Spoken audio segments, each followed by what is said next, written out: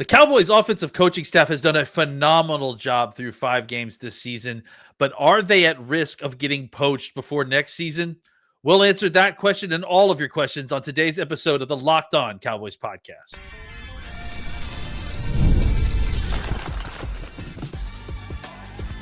You are Locked On Cowboys, your daily Dallas Cowboys podcast. Part of the Locked On Podcast Network, your team every day. Thank you for making the Locked On Cowboys podcast your first listen every day, part of the Locked On Podcast Network, your team every day. I am your host, Landon McCool. Today's episode is brought to you by FanDuel. Right now, new customers can bet just $5, and if your bet wins, you'll unlock $300 in bonus bets to use across the app. What a fantastic show we have for you today. It's a Landon solo show, and we are answering your questions, including what positions should the Cowboys target in a trade? And with all the success the Cowboys offense, is there a chance they could lose some of their brain trust after this season? But first, we got a couple questions that are kind of all in the realm of, will youth get served on this team? Will there be opportunity for some of these younger guys to play over some of the veterans? It seems to be specifically on the defense, but not only. We got Midnight Butterfly at Beirut Wedding on Blue Sky says, what I was hoping you and Marcus would address directly is, yes, Shamar James is flawed, but is he worse than Jack Sanborn? Same question for Leafau. And might we need them to play more to gain that experience? And I think that is the kind of complicated question here, right? Is that I don't think that it's easy just to say right now that Shamar James is a better player than Jack Sanborn. I think that Jack Sanborn is still a veteran, still seen a lot more than Shamar James. I think that experience is still serving him, even if he's not nearly the athlete that Shamar James is. Look, Shamar James had a lot of tackles on Sunday, but that's not necessarily a strong indication of good linebacker play. I mean, it's an indication that he's a good tackler, but if you're tackling a running back 8 yards back on the line of scrimmage, that probably means that you didn't read the play in time to tackle him only 2 or 3 yards away from the line of scrimmage. So it's definitely a good sign that he's making the tackles as opposed to just missing the tackles, but it's not necessarily a good sign that he's making the correct read, he's getting downhill on time, that he's making the tackle at the time that you would like for him to make, which is obviously when it would be a negative play for the offense, not 6 or 7 yards per chunk. And with Leafau, it's more just a consistency thing, right? I think we've seen Leafau come in there, make huge plays. Obviously the forced fumble comes to mind immediately, but beyond that, we've seen him make some other big plays last year as well. But then we've also seen him kind of been the result of big plays, right? Like getting picked on at times. And it just feels like there's a lot of up and down with him at times. And I think the question that you find that finally got asked at the end there was, would we might need to play them more to gain the experience? And I think that's really hitting the nail on the head here, right? Is that I think the risk is versus the reward here is that you should be playing these young guys, because right now the veterans are probably, like we said, maybe a little bit better than the younger guys, but the return that you're going to get by playing guys like Leafau and James, and then as they get better, obviously they'll cross that threshold of being better football players than their veteran counterparts. I think that's what you have to continue to work towards, even if you're going to take your lumps early while they're kind of learning, especially with James. He just doesn't have a ton of experience clearly as a rookie, but I think that you take the opportunity for them to take those lumps and see if they can grow a little bit. Moving on to something very similar again from @Huelas _L on Twitter. Which of the backup offensive line players is potentially an upgrade compared to the starters? I mean, we talked a little bit about Nate Thomas's play. I think he played very well. I think the guy that's probably the closest to starter level is either Brock Hoffman or TJ Bass. TJ Bass played really good football. But I think, again, it's another situation that even if Bass was a little bit better than Booker, and I don't think that that's necessarily the case here. I think that Booker is probably overall right neck and neck with Bass, if not a little bit better. You're going to play the younger, more talented upside guy in Booker. And I think you're thrilled to have a guy like TJ Bass on the team. But I think in this situation, it's a no-brainer. You want to play the guy that is a little bit more talented. The question also will become against, Nate Thomas and Terrence Steele. I think that's something that needs to be explored a little bit just to get Thomas more opportunity at tackles, potentially at a position, a right tackle that he could be taking over in the next season. But I think that as it stands right now, I'm not interested in moving Booker off to get Bass more snaps. It's not like Bass has been so much better than Booker, if he's been better than Booker. And Booker's got such an enormous upside. He just needs snaps. He needs to continue to play in the NFL, and he's going to continue to get better. Last one, kind of in this same realm, was at Jacobs54 Wyatt on Twitter or on X or whatever they're calling it today. Asked, did Flanoy do enough to press for Tolbert's job? The whole wide receiver 3 situation, or whatever you want to call that slot that isn't the Turpin role, that isn't the Pickens and CD role, is really fascinating, right? I mean, obviously Flanoy and Tolbert are the ones that we're talking about because Tolbert's the kind of de facto guy at the job. Flanoy's the new flavor of the month, having just had a very big game, obviously. But Jonathan Mingo is the guy that had a nice training camp, showed you a lot before getting injured, and unfortunately had to go on IR. But he's coming back, and I think likely should be back this week if they open up his 21 day practice window. And I think the 3 of them are going to have what's going to be a very healthy competition between all of them to see who gets the lion's share of those jobs. And I think special teams is going to play a huge part of it. And we've seen Flanoy and Tolbert shine in that. We'll see what Mingo can do in that realm as well. But I also think that, what they do as wide receivers is going to account for something as well. Tolbert has been a guy that has been a very reliable security blanket for Dak for many years. And I think that's sort of what's kept him around at certain points. Even last year when he had by far his most productive year, simply because he was being targeted more because there wasn't really anyone else to throw the football to at certain points. I think that you saw a guy that was competent, that could perform as a replacement level wide receiver, an average wide receiver in the NFL. But he wasn't exactly flashy. He wasn't exactly a guy that was, going to break a bunch of tackles and make a big play that way. The big plays that he would make were being where Dak expected him to be, and Dak making a play to get him the ball. Tolbert is a solid player, and I'm not trying to downgrade him.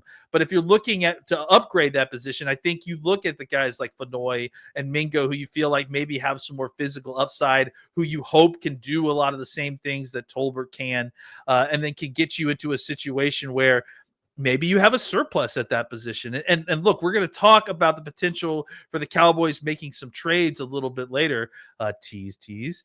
But I don't know that one of these guys is necessarily one that you would flip player for player to go get a defensive player. But maybe you throw in one of these guys, Tolbert, maybe if you're trying to just add a little bit of something extra to get a trade over the top. Having several competent down roster wide receivers, guys who can go out there and do all the things you need to do, run block.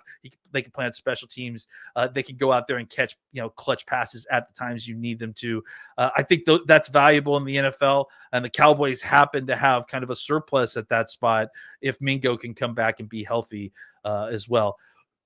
This is a great segment, guys. We're going to keep going. Next segment, we're going to be talking about the potential for trades. What would the Cowboys be looking at in any kind of potential trades? Make sure you stick with us later. We're going to be talking a little bit more about the coaching staff and what kind of expectations of poaching should we have if the Cowboys continue to have the positive vibes coming out of the coaching staff for the rest of the season. So make sure you guys stick with us, and we'll be right back. The NFL season is here, and FanDuel has an offer you don't want to miss. Right now, new customers can bet just $5 and get $300 in bonus bets back if you win. That's right. Pick a bet, put down $5, and if it hits, you'll unlock $300 in bonus bets to use across the app.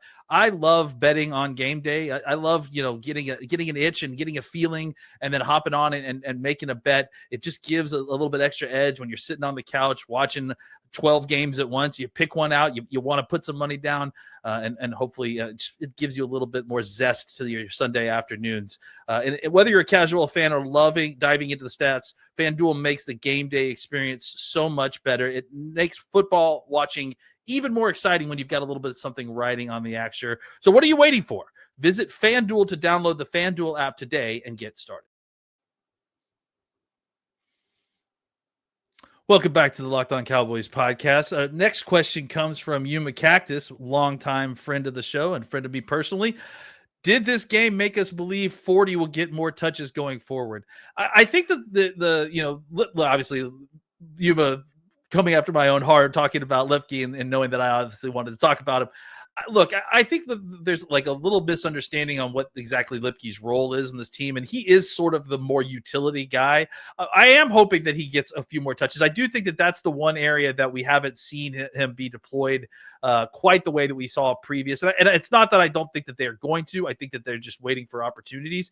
He has been deployed in lots of two-backs as the Cowboys have done a lot of kind of two-back stuff, 22, 21 personnel stuff. So he has gotten a lot of snaps. He just hasn't gotten a lot of touches yet. We saw that kind of the designer little swing pass. That was a great play design by Schottenheimer. We'll talk a little bit more about Schotty and Klayton Adams in the next segment, but I do want to just kind of point out that play, that swing out pass that he's talking about.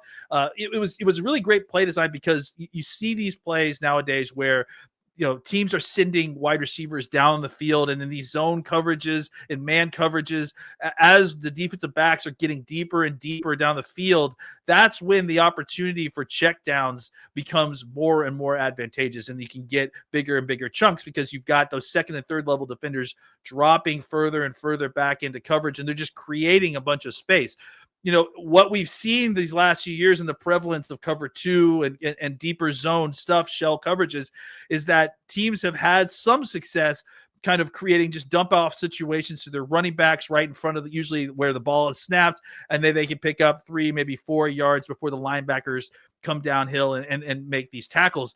And what you started to see is teams do a little bit of what we saw with Hunter Lipke on where they're swinging the ball out to the flat, but they're also sending a lineman out almost kind of like a one-man screen kind of out into the flat as kind of a lead blocker. So now you've got Lipke, even though I think it was a 3rd and 10 play, if I'm not mistaken. Now you've got Lipke catching the ball like 3 or 4 yards behind the line of scrimmage, but he's got a lineman out in front of him blocking. All the second and third level defenders are deep because they're expecting a deep pass to get down the field to try to convert. And so now Lipke's got nothing but green grass in front of him, opportunity to get ahead of steam, and a blocker in front of him. So he was able to convert. And I think plays like that really do present you with an opportunity to take advantage of some of these more modern coverages and defenses. And back to the original question by Yuma, yeah, I do think that you're going to get to see more opportunities for a guy like Lipke to get more touches as the season goes on. Right now, like we said, he's been doing a lot of blocking stuff, a lot of not inline, but like, I formation, traditional fullback stuff. He'll be an offset eye guy. You'll see him as a wing. You'll see him motion. We've seen him do some split zone action blocking as well. So, and then obviously in special teams too, he's one of the key guys on special teams on kickoff coverage, punt coverage. So, he's a guy that he's going to do a little bit of everything. And I do want to see him get more opportunities to touch the ball. And I think that, as several people have pointed out as well, part of the issue that we're not seeing Lipke touch the ball as much, and we've talked about this on the show previously, is that Javonte Williams has been so good that you kind of just want to continue to give him touches. You don't want to, I think some of the touches that you would have thought that would have normally gone to Lipke have gone to Javonte Williams because he's done such a great job. And listen, I'm as big a Hunter Lipke fan as anybody, and I'm not going to complain about Javonte Williams getting those touches just because of the way that he's produced so far this season. All right, let's get to the second section of this, and another question from my guy Mark Gaida on Blue Sky. For the show tomorrow, if you were to make a trade to get some defense, are you going edge or linebacker, and what are you spending? And Mark, I hope you don't mind. I'm going to kind of hijack this question a little bit as a means to discuss kind of the way I think about trades. And I think the way that they think about trades is, you have to kind of view it as you have to kind of create a matrix or a spreadsheet, right? Of the value of what you'd be willing to give up. And then all the other variables that kind of figure into what their trade value is, right? It's age, it's their contracts, it's their performance, like how they're playing currently. And the contract section too is not just as simple as how much are they being paid and how much are you going to have to pay them. It's a lot about how much the current team is going to have to pay or how much money they are going to get back by trading this, because in order for it to make it worth the while for the team that's giving away a player, like if you're going out to trade for a high-end player, I think a great example we kind of talked about is Max Crosby, right? Max Crosby has one kind of barrier into this trade is that there's a lot of guaranteed money on that contract. And so the Raiders are potentially going to have to eat a lot of guaranteed money in order to make this trade, which makes it less palatable for the Raiders to want to make the trade. If they're not going to save a bunch of money on top of getting the assets that you get when you get in this trade, it's just not going to make it worth your while if you're, getting a first or 2 first-round picks or whatever they're going to ask for a guy like Crosby. And then on top of that, you're not only not saving money, but maybe losing money by potentially getting rid of a guy that you've guaranteed a whole bunch of money to. So that's an under thought about part of the trades. Is not only like what is the money that you're taking on, but potentially what money could the trading team be taking on by trading away a player with guaranteed money. These are all just the kind of factors, but I think you have to look at the different kind of tiers of pricing as far as what you would trade away to get these players, and then figure out like what you're willing to spend in relation to where you think you are. For instance, if you're a Philadelphia Eagles or a Green Bay Packers or a team that is kind of considered to be a Super Bowl contender, like, maybe one piece away, you're in that kind of weird spot where you'd be willing to give up a high resource, like a first or second round pick for even an older player, if he's a super productive player, because you're desperate, you're in win now mode, you're trying to get over the top. I don't think the Cowboys are in that situation. They shouldn't be trying to, I think Hendrickson is kind of right on the border of that, right? Where he's a little bit older, so it might be tough to convince yourself that you've got like a long-term future with this guy. But for a team that's like trying to go all in, that's right there on the cusp, I think it would make more sense for them to trade. So I think for the Cowboys, that's why Marcus and I keep talking about needing to win probably one more game before you feel good about what exactly you're willing to give up and where you are in the kind of buyer-seller spectrum of these teams. If you win this game, you feel like you're on the cusp of being a good enough team to get into the playoffs and be frisky. I think that's when you're more likely to go and spend third, second, first round pick on a guy that you potentially think is someone who could come in. And I think that's the difference right now, is that you want somebody who could come in, hopefully produce for you now, but also be part of your long-term rebuild and someone that you could sign for a long-term deal in the future as well. So those are my thoughts about the trade. Coming up, we're going to talk some more about the coaching staff and what a great job that they've done. And have they done too good a job? Are you potentially going to lose out on some of these guys at the end of the season? We'll talk about that next. I'm Cody Rourke from Locked On Broncos, and this episode is brought to you by Peloton. Peloton is shaping the future of fitness with the brand new Peloton Cross-Training Tread Plus, powered by Peloton IQ. This is Peloton's most advanced equipment yet, giving you real-time guidance and endless ways to move, whether you're running, lifting, or you're cross-training with your favorite instructors like Alex Toussaint. It's training reimagined to make your workout more personal. Peloton is built for breakthroughs with features that help you plan, stay motivated, and hit peak performance. You can let yourself run, lift, flex, and go while Peloton handles all the rest. Plus, Peloton IQ provides real-time strength coaching, tracking your progress and suggesting weights that challenge you so you can get stronger. Plus, the new movement tracking camera, it counts your reps and corrects your form in real time, making sure every rep is safer and smarter. So let yourself run, Lift, flex, push, and go. Explore the new Peloton cross-training Tread Plus at onepeloton.com. Welcome back to the Locked On Cowboys podcast. All right, our last segment, we have a question from Seek Harn at Seek, S-E-K Harn at Blue Sky. And he said, one question for your next mailbag show. Have you seen anything in the passing game design / play sequencing from Shoddy that has you excited? I know Dak has been balling out and run designs are great, but do we finally have an offense that helps him rather than expects him to solve all problems? And I really do think that we do. And I think that, we've talked about it all training camp, about the positive things that we've heard Brian Schottenheimer talk about that he wants to do. He talked about, tempo, condensed formations, motion, play action, the kind of multiple run game, all the things that he talked about that we felt like would be positive adds to this offense that we've all, I think folks that have been watching this show we've all been calling for the Cowboys to add into their offense. He talked about adding, and every step along the way, and this is something that I've been pointing out since Schottenheimer has been hired, every step along the way, Schottenheimer has confirmed what he has said. Like, he has put his money where his mouth is, and they have shown the things that they've talked about showing. I think the play design on what we talked about last segment, right? That kind of that newer design, sort of one man screen to Lipke. That was a cool design. Another play design that I've been begging for that we saw this weekend. Javonte Williams scored a touchdown on a play action throw to the flat.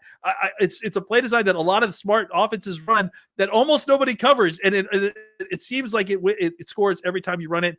I'm so glad to see the Cowboys kind of fold it in. Motion, the numbers on motion have I think more than doubled. That the Cowboys are in the top 10, if I'm not mistaken, in motion usage after being near the bottom 15 last season. Play action pass is way up. We've seen the condensed formations that we've been promised, the varied use of formation, and then actually being able to be productive out of multiple types of formations. These are all things that I feel like Schottenheimer has done by just taking the playbook that was there and then tweaking all the aspects, just using every part of the offense that it felt like just were neglected under the McCarthy era, right? He wouldn't use play action. He wouldn't use motion. And I think some of the stuff is even maybe outside of Dak's comfort zone initially. And I think Dak deserves credit for buy-in as well, because there's other things about like Dak and the way he's using his legs a little bit more. He's willing to use his athleticism. So I think that part of it is buy-in by this offense, and kind of trusting Schottenheimer and what he's saying and what he's selling to them. But then on top of that, he's, like I said, he's putting his money where his mouth is. He's actually doing the things that we've been asking him to do to this offense. And I think that it's, garnered incredible results. Obviously, Klayton Adams deserves a huge amount of respect here and mentioning here. But I think it's the combination of the kind of three figureheads of this offense, Dak Prescott, Brian Schottenheimer, and Klayton Adams, that really makes this a special unit. And I think that leads us right into our next question from @SilentPlatypi. Great, fantastic name. Do we need to start worrying about losing Klayton Adams to head coaching openings next season? I think it's a legitimate question when you look at the numbers from where the Cowboys have gone and a run game efficiency to where they are now from last year to this year. And then you look at reverse of that. If you look at the Cardinals, Arizona Cardinals run game efficiency from where they were last year with Klayton Adams to where they are now, they've gone from near the top to near the bottom. So I have to think that Klayton Adams is a huge part of that. I think also that what we've seen from the ability to kind of recover and be able to absorb the injuries that the Cowboys had on their offensive line and be able to kind of not miss a beat. Obviously, Clayton Adams, Connor Riley, too, deserve a huge amount of credit there for being able to scheme things up in a way that they were able to limit the exposure to the quarterback while playing with a bunch of backups. So I do think it's certainly something to be considered, and I wouldn't be shocked if he got a couple of interesting interviews. But I also think that Clayton is probably, a step away from that. He probably needs to be a play caller, an offensive coordinator before I think he's going to be getting serious head coach consideration. We'll see, but it certainly is possible. And we've seen, more interesting and more unique rises to head coaching jobs before. But I do think that it is a situation that he's probably going to be a year or two away. So I think the Cowboys are probably safe there. One last question before we get out of here. At Crunkle Chris on Twitter asks, if Marcus wasn't your co-host, who would you want to co-host with? And Mark, no offense, Chris, I'm going to go ahead and take this question and twist it around as an opportunity to talk about how great it is to have Marcus as podcast host, co-host. We've been doing this now for, I don't even know how long. It feels like 25 years, more than I think 2,000 episodes. And the guy just loves football and loves talking football, and will talk football any time of the hours, night or day. Doesn't matter how many kids he has in his arms screaming. The guy loves football and he loves doing this show. And I think some people get mad at him because he doesn't has resilience sometimes during football games, and he gets upset. But you have to understand where that generation of Cowboys fans are, and they haven't seen the success that some of us older folks that were old enough to remember Cowboys Super Bowls have. So just an appreciation for my co-host, Marcus Motion. Make sure you guys give him his credit as well. So that is it for us on the Landon Solo Show. We're going to have one more of these. I'm going to do the preview for the Carolina game. So make sure you guys check us out on Friday. Tomorrow, we will have the crossover podcast that Marcus is doing with the Locked On Panthers host. So make sure you guys check this out. Thank you for making Locked On Cowboys your first listen of the day. The NFL season is finally here. For your second listen, we'll get a double dose of the Locked On NFL podcast. Tyler, the Madman Roland, gives you a shot of espresso to start your football day, while Tony Wiggins takes you to the barbershop for the smoothest breakdowns to end the day. Find Locked On NFL on YouTube or wherever you listen to your podcasts.